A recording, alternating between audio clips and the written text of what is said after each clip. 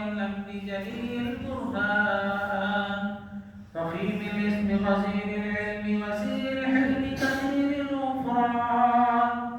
جميل الثناء جزيل العطاء مجيب الدعاء رقيب الإحسان سريع الحساب شديد العقاب أليم العذاب عزيز السلطان ونشهد أن لا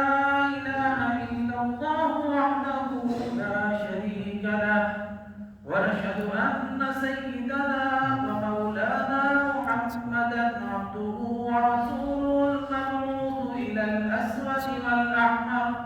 المبعوث بشرع الصدر ورفع الذكر وصلى الله تعالى عليه وعلى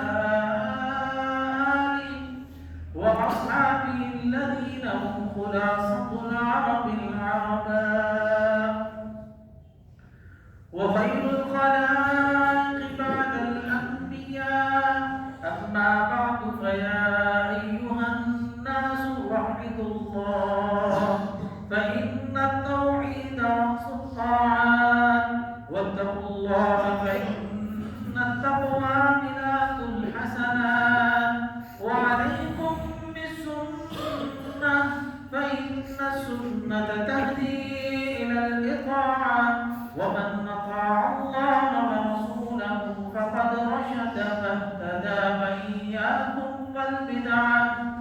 فإن البدعة تهدي إلى المعصية ومن يعص الله ورسوله فقد ضل فغوى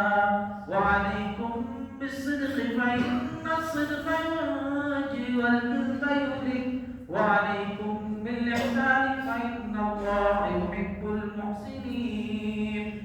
ولا تحبوا الدنيا فتكونوا من الخاسرين ألا وإن نفسا لن تموت حتى تستكمل رزقها فاتقوا الله وأجملوا في الطلب وتوكلوا عليه فإن الله يحب المتوكلين وادعوه فإن